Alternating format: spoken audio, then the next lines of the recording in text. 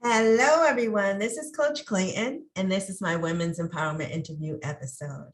And today we have Dee as our guest to discuss her journey of overcoming personal and professional obstacles in her life. Hey, Dee, welcome. Hey, Coach Clayton. It's nice to, I'm thrilled to be here with you and finally meet you. Yes, yes.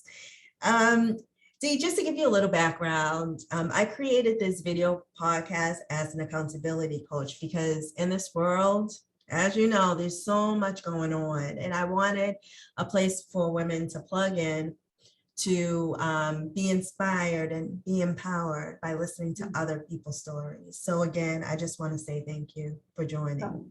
Absolutely. And thank you for doing this because it's so needed, right? Whether you're a woman who's going through every possible scenario in life, we all have one thing in common, right? We all have already a strike against us, if you will, in the sense of all of the struggles that we have to overcome as women. And so this is a beautiful way to connect us in a way, tell our stories, and really amplify our voices. So thank you. Absolutely, absolutely. So, Dee, your background really intrigued me. Can you tell us a little bit about yourself? Sure. So I have a background in psychology. I knew I always wanted to help people. I just had no idea how.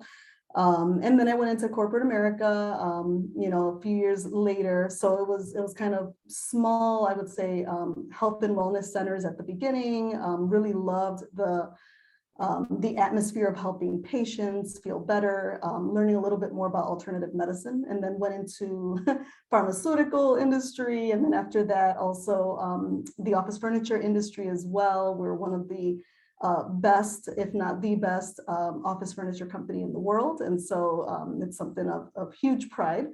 And so I just had this, I would say, the mindset of what we've been taught in society is to go get your good grades, go to college, make sure you get those good grades in college, get that diploma, get that degree, and go and change the world.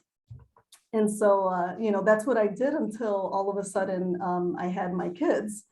And it was just not what I expected in the sense of how strongly I felt. I did not want to be away from them.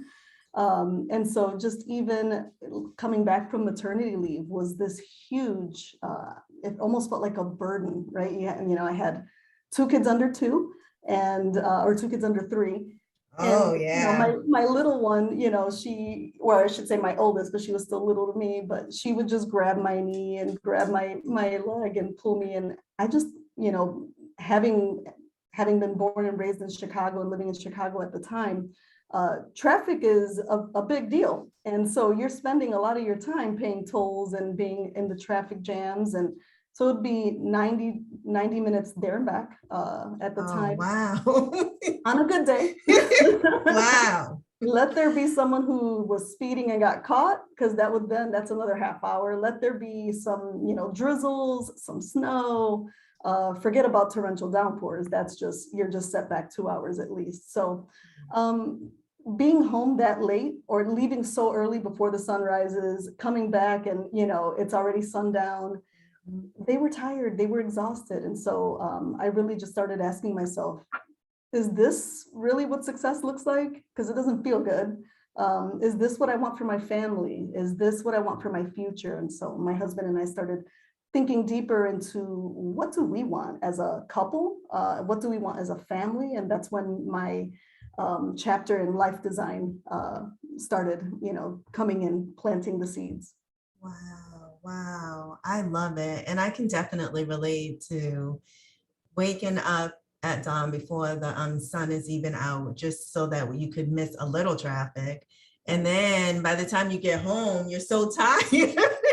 There's nothing left. It really isn't. And then it's like on the weekends, you can't wait for the weekends, but you're like so tired and you're pulling yourself up because you need to spend time with the family. So absolutely. It's we have that, we're looking forward to the weekends, but we need to recover, right? It's been a long week, emotionally, physically, mentally, right? There's just stress in everything we do, with the kids and their schedules, our schedules. I mean, A lot of it falls on the mom, and so it's one of those things that is a reality. And we're seeing it a lot more with the pandemic as well. How so many, whether it's even just the mental load that is, falls on the mom. It's something that is real, and it's a struggle at times, and we start losing ourselves in that sense. And I did. So true. So true. Now, Dee, take me to when you said that you and your husband, were discussing like, what can we do as a family? Because this isn't working, this isn't working. So what were some of the things, like, how did that look? How did the brainstorming look? How did the steps, what did you do? Great question, because it's something that I really changed the direction of our lives. I mean, dramatically. So it was, I would say, as individuals, when we're growing up, and it's all about us. Yeah. Right? We have a plan, right? And hopefully there's a partner that comes in at some point, but we have a plan, and we're very, some of us are even, super ambitious, and I was one of them. And so it was one of these things where I had my road, and you're either in it or not, but I'm on my road. And as a couple, we revisited that. Right. So it's like, what does he want? And what do I want? And so, as a couple, I think it's even a little bit easier. But once you have a family, now you have this complete different, it's a different change. It's a different ballgame altogether. I mean, as a woman, we're struggling through our hormones at that point, right? There's just all this newness. And with that comes new identities too. We're discovering who we are as parents, which is completely different. And I think people underestimate the journey of becoming a parent. Oh yeah. Because it can be, I would say, traumatic. It could be, and it's traumatic and fun, right? It has these beautiful moments that no one would ever give up. You're just kind of like, oh my gosh, this is the best thing ever, and the best love there could possibly be, because it is so pure. Yeah. But there's a lot of work, nighttime, daytime, one of my cousins actually texted me this morning. She has just turned 2, her baby boy. And she said, I've learned a parent means, feeding, like just thinking about food and feeding them all day long. Keeping it going. I said, truth. Yeah. All of these unexpected things that the laundry load. So the brainstorming sessions was a very different way to really take a step back and start thinking, okay, well, we have a family now, a family of 4, because we didn't, with our first child, it was a little bit easier. Once we had our second one, and I had a different job at that point, that's when it became hard, because that's when that traffic was just off the wall, and really impacting us in our lives, our relationship, even just the little amount of time that we had with each other. And so we asked ourselves questions like, what is the vision for our family? What do we want our family to look like, feel like? What does a normal day for our family ideally entail? We asked questions like, what are our priorities? Is it making X amount of dollars per month? Or is it making sure we have more freedom to do what we want to do, live how we want to live, travel wherever we want to travel? We asked ourselves those types of questions and kind of started ranking them. What in ranking of, okay, what would we be willing to give up for, things like, are we willing to give up 10 grand? Are we willing to give up 25 grand, right? What are we willing to give up in order to be able to have more freedom? Other things were, again, living in Chicago and understanding, that there's violence and it's just, I would say, not the safest place to be, but however, it's our home. It's all we knew. Diversity there is incredible. You can walk down a block and hear 5 different languages, and it's just a beautiful thing. So all of our family, based in Chicago mostly. And so it was really tough to even assess, is this where we want to raise our kids? Because property taxes are through the roof in Chicago. Gas prices are always through the roof. Even groceries, I always joke that, they tax us to breathe in Chicago. Just parking. I mean, it's for all of the cons, there are beautiful pros, of course. But when we started looking at how we wanted to raise our family and what type of environment we wanted to raise our family, what are the things we want to be able to worry about? And what are the things that are under our control? Education being one of them. You know, we had even put our daughter as a 4-year-old in Montessori school, and that was about 10 grand, right? Yeah, yeah. We got 2 of these babies. What's that second child discount? And they were like 10%. We're like, Really? wow, that's not going to help us out. Because Yeah. again, we said, well, what are we willing to put down and, you know, make less of in order to have more quality and give our kids the best that we could? So just even thinking of education and what we wanted to do and the type of opportunities, those were really some of the questions and I would say topics we were thinking about. We wanted a family-friendly, dog-friendly community. Yeah. And so, you know, moving fast forward a few months and just kind of, I would say we would have different talks, we would mention it, we would kind of, you know, think about things and toss out opportunities and just whatever ideas came up, you know, what do you think about this? What do you think about that? And then all of a sudden we started really dialing in into, I would say, a nice checklist of things that we started going, we both agree on these 7 things or 8 things. What does that mean for our family now? How do we take action? And so that's when we started saying, you know, if we want to work less, have less stress, and be closer to home, Chicago's just not the place for us because a lot of the better opportunities to work are outside of Chicago. Okay. And so that increases taxes and tolls and gas, right? So that's, you know, money going out the door.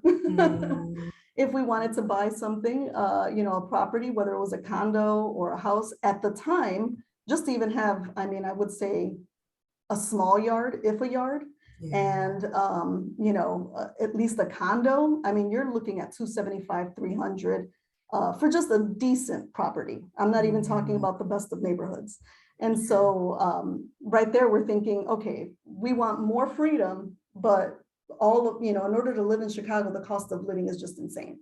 And we love Chicago. We want that urban atmosphere, but we can't afford it if we want to really follow through with our vision. And so we started looking at different places and landed in West Michigan about, I would say, less than 2 years later. So once we really dialed in, just different things in our lives started happening.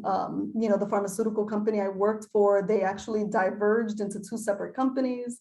And so it was just a great time for me. I spent a couple of months there, but just, you know, things in the universe started kind of pushing us out and saying, go follow your dreams. And we were called crazy. We were called, oh yeah, I'm sure. I mean, every name in the book from the people who love us the most. Yes. It was fear, and it was like, hey, how are you going to take our, you know, our nephews or our nephew and our niece away? How are you going to take grandchildren away? And that was the hardest part. You know, was letting people know this is what we were thinking. And anyone who knows me knows that once it comes out of my mouth, it's going to happen. Yes, and they were like, no. They were not. Hold your brakes. Wait a minute. They were like, absolutely not. You know, you're crazy and this is never going to work. And you're leaving without jobs secured. Or yeah. So, but we did, and we're here 8 years later, and we're ready for our next chapter. So we're, you know, we're glad, and there are no regrets. I mean, we've had a wonderful, wonderful time here in West Michigan. The communities that we've been in, my best friend and her family are from here. And so it's been a nice reunion as well. Just being able to, you know, just spend time with her and spend time with her family, and they're just wonderful. So it was one of the criteria is wherever we move, there has to be one person. I like that. Just one. That's all we needed. Okay. Because if anything happened to us, you know, our babies are everything. So we want to make sure that there was an emergency person who can come in within minutes. And so we moved into a nice city that is incredibly diverse, and we love it. So there is a woman that is thinking about the same thing. They are in, it could be United States, anywhere. and they know that this is not it for me. I get it. How did you drill down? Like, this is the state that like, are there resources that they can use, or what, how to drill it down? And are you referring to drilling it down as to where to move, or drilling it down as to just even thinking about what's my next move? I would say where to move. Where to move? They have all of their checks. They Oh, know yeah. what they have to check against, but like, it's like overwhelming if you think about it. It's over. Yes. So Yeah, what I can mean, if they you do? think about the big cities and then you take it down to the small cities and the towns and the Yeah. villages, and yeah, for sure. That part was, I would say, for me, fun, and for my husband, overwhelming. Okay. Okay. All And the right. reason for me is I'm more adventurous. I'm like, oh, I could see myself here, here, here. Yeah. But one of the things that we thought about was, and I really drilled, I love researching. So Okay. that worked to our advantage in the Mhm. sense that I looked up, okay, where are the best places to live as a family? Where are the best Yeah. places to live as a woman? Where are the best places and opportunities for women of color? Okay. Those were the types of, or best companies to work for as a woman of color, as a mom, flexibility, Mhm. benefits. The cost of living was one thing that was front and center, right? Yes. When you think about, and we would do the comparisons, and there's different sites where you can do city comparisons, where you can do state comparisons. And Mhm. so I was living in the research in the sense of, okay, here's the Chicago's cost of living on a monthly basis. How does that compare to Atlanta? How does that compare to, and I would look at different suburbs around Atlanta. It was one of the places we were looking at. In North Carolina was another spot where we were looking at as well. So we had Okay. about 4 different places that we thought, one, ruling out temperature. So we didn't want to be. So that's kind of that's when we were looking at North Carolina, that actually was what took it out of the bubble, was hurricane season. Okay. So we kind of dialed it in that way. What can we Mhm. deal with weather-wise? Yeah. My husband loves cool weather, Mhm. warm to cool, not hot. Mhm. And I love warm. And, Okay. I could take some beach weather. So, I was good with that. But what we didn't want was scorching heat. So that removed a lot of the South. Okay. We Okay. didn't want, we're North, so we're in Michigan. We're born and raised in Chicago. So our winters, we were okay with it, although it wasn't high on our list to have, snow. Mhm. That wasn't really the highest thing on our list, but we could deal with it. So that was kind of like not what we prefer, but Mhm. if everything else on the list stacks up, then okay, we'll deal with a couple more winters. So we just started looking at weather, cost of living, ease of walkability even was something that we want to Yes. do with the kids, right? So Mhm. it was something that we wanted to be able to have communities, Mhm. strong communities, where it was family friendly and not this individualistic, Yes. this mindset of individuality. We wanted to be able to have a place that had lots of festivals and events, Okay. things that were, again, very child friendly. Mhm. And this one just kept marking off the boxes. And plus that one caveat of, we wanted one person at least that we knew Yes. that was nearby. It didn't have to be, um, 10 minutes away, which is the Yeah. case right now. But it could have been even half an hour, right? An Mhm. hour, just someone that we knew that we can always count on, Okay. to kind of let us know, hey, these are the spots where you are going to have a blast. Mhm. And we wanted access to, places that provide different types of environments than what we were used to. Okay. And I had no idea that Michigan, I mean, there's just so much to do outdoors.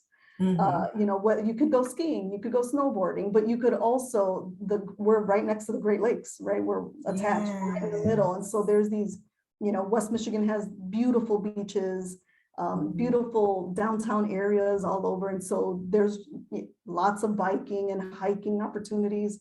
And Mhm. so we just wanted to continue to dial in, what is it that we love to do, that we see ourselves doing and providing Okay. for our kids? And then where are those areas? And then from there, it was kind of like, okay, when you have maybe those 3 or 4 that kind of mark Yeah. most of those boxes, then what we did was we just looked at a deeper level. Okay, Mhm. what's something that could possibly knock this off? And for me, that was, a lack of diversity. I was like, well, if we live in this area, we got to make sure that we're in one of the most diverse neighborhoods, which is what happened. So we chose the most diverse city other than Detroit. So we're in West Michigan. And so we have a very diverse, area that we live in. And so we wanted our kids to grow up seeing different cultures and people who look different. We wanted that to be a norm and not something that is out of the norm. We wanted that to be something that's fully embraced from just because they're used to it, which is really what it is, having friends of different cultures and and different backgrounds. It was really important to us. So, and that's what we've done here.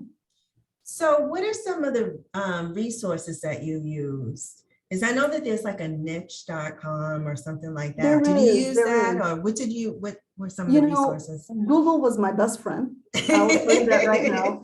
I don't remember. I can probably afterwards kind of look at that, but there were so many, like the cost of comparison one was huge. And I can't remember the name of that one, but there are several that you can look up on Google that just kind of says, there's country comparisons, there's city comparisons, and it'll tell you gas, groceries, a night out, utilities, and it really breaks down what your rent is, the median income in that area, the population, the demographics. So we just kept looking for sites that would give us that information. And there were several. I mean, it really was. Even looking up Zillow.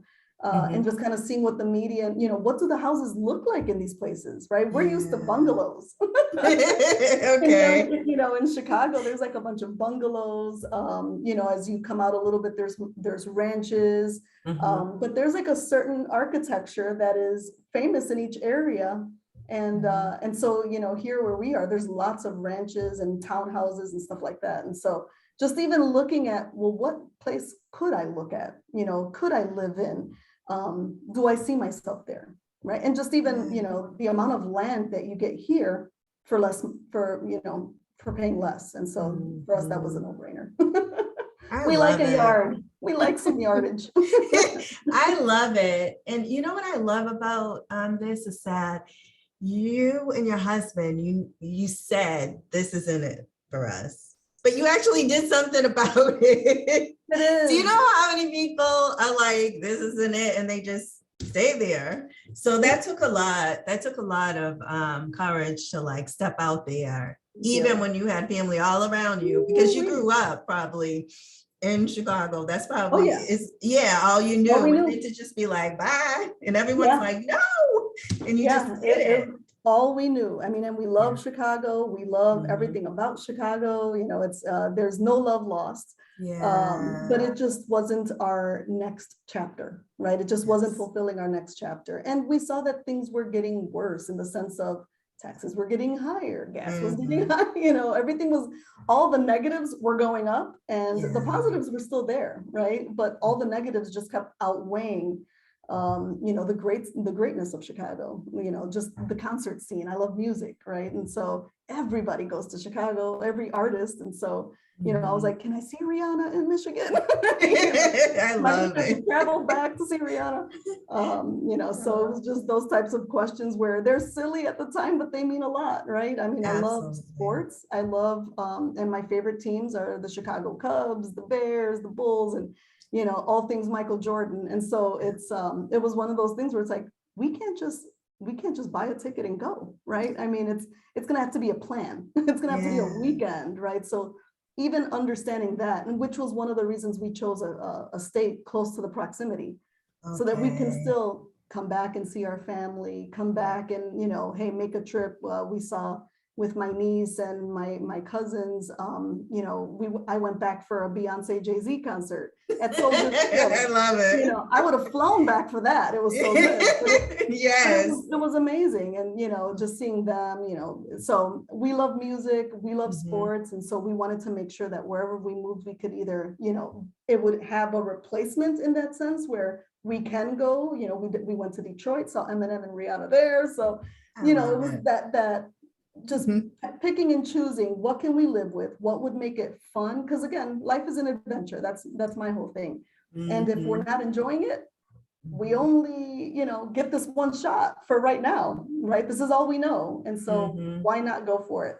as scary as it was, I'm not going to act like it wasn't scary at all. Dee, I love your energy. You definitely like to like live. I could tell, life to the fullest. That's cool. That really Thank is. you so much.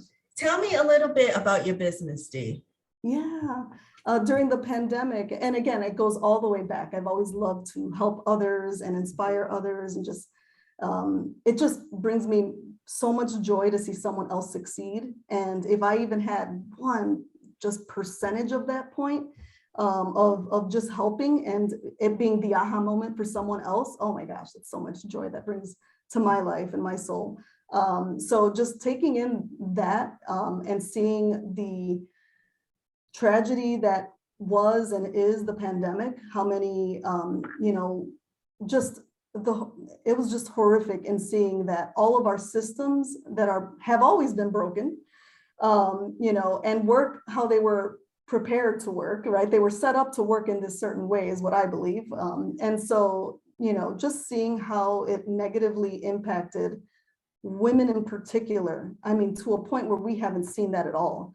At one point it was called the she session.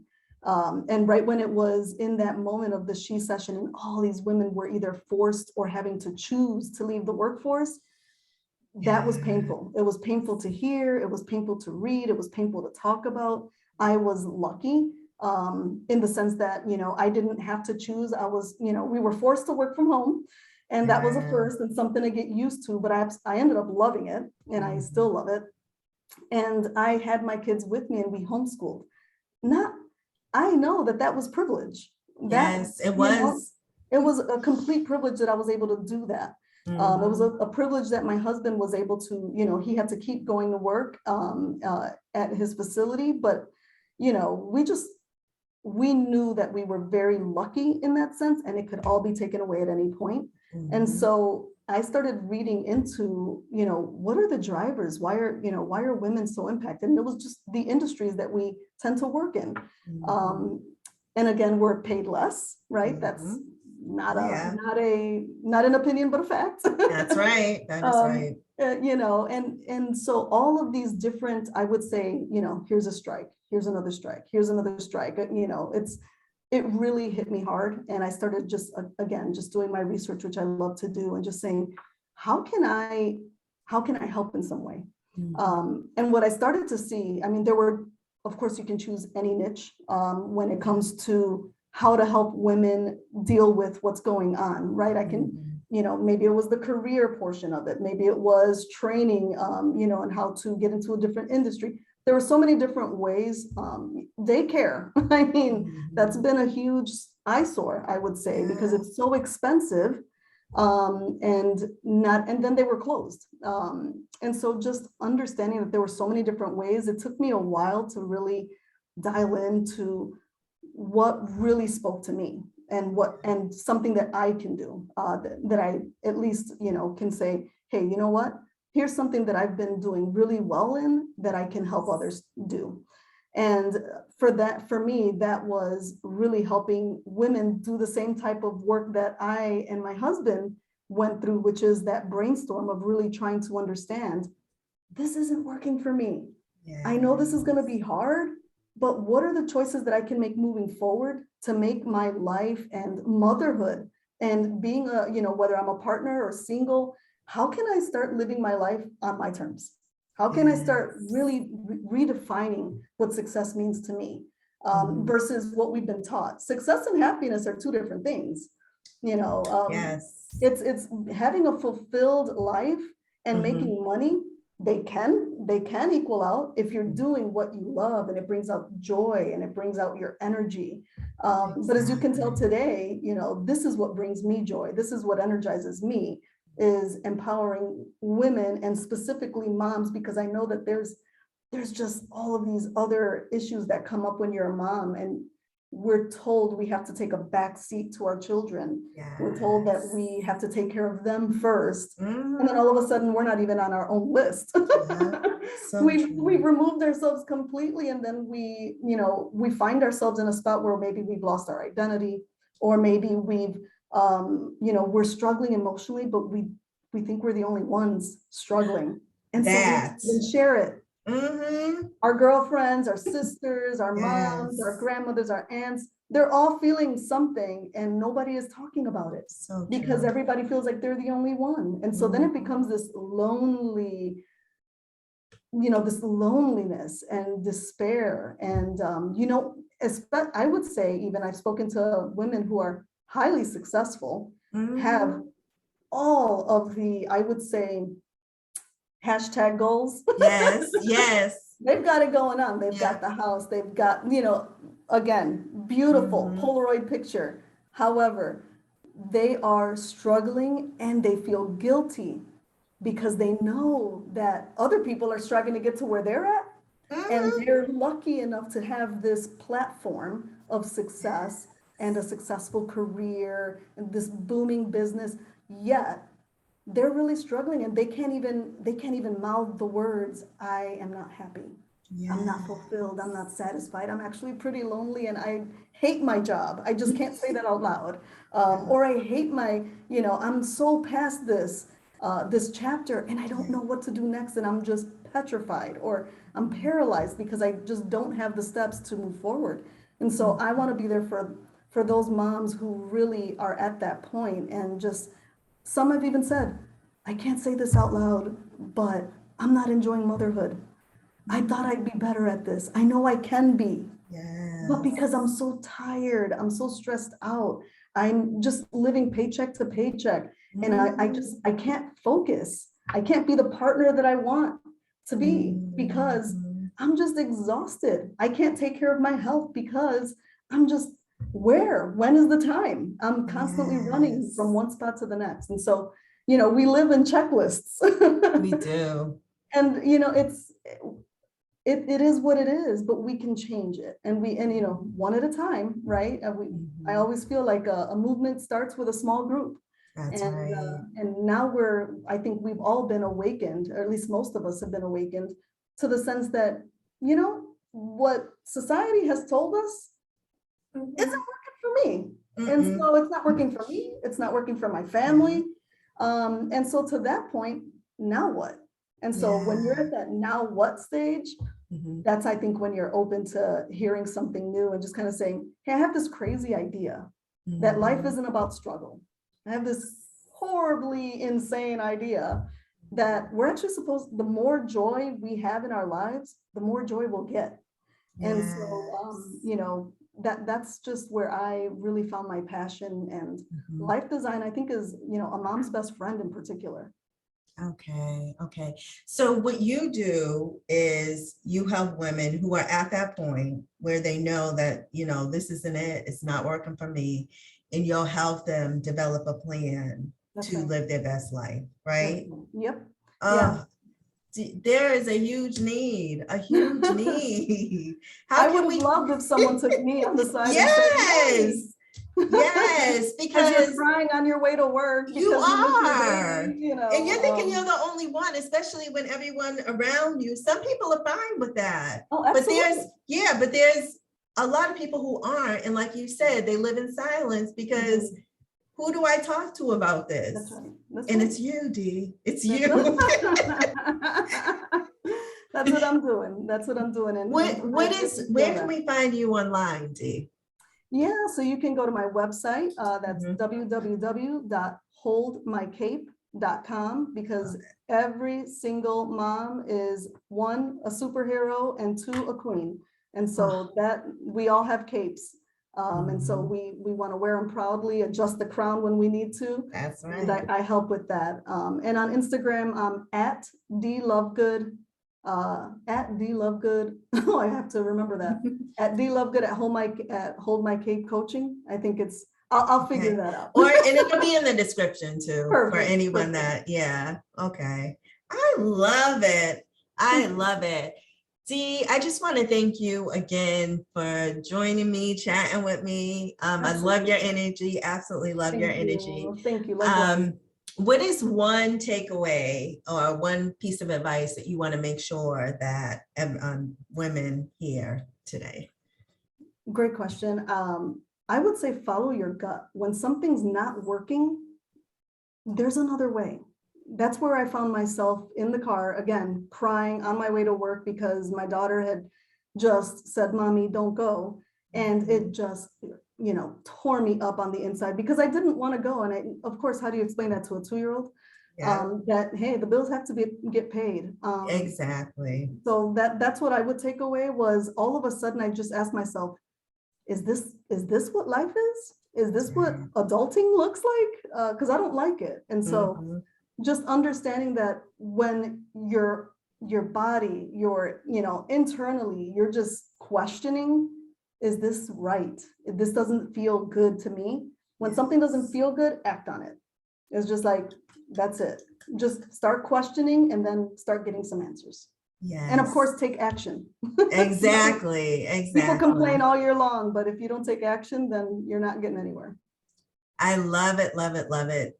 Thank you, thank you, thank you, Dee, for Thank joining you. us. I appreciate it. Thank you so much for your time, for your great questions, and for what you do. You're making a difference, and I truly appreciate it. Thank you.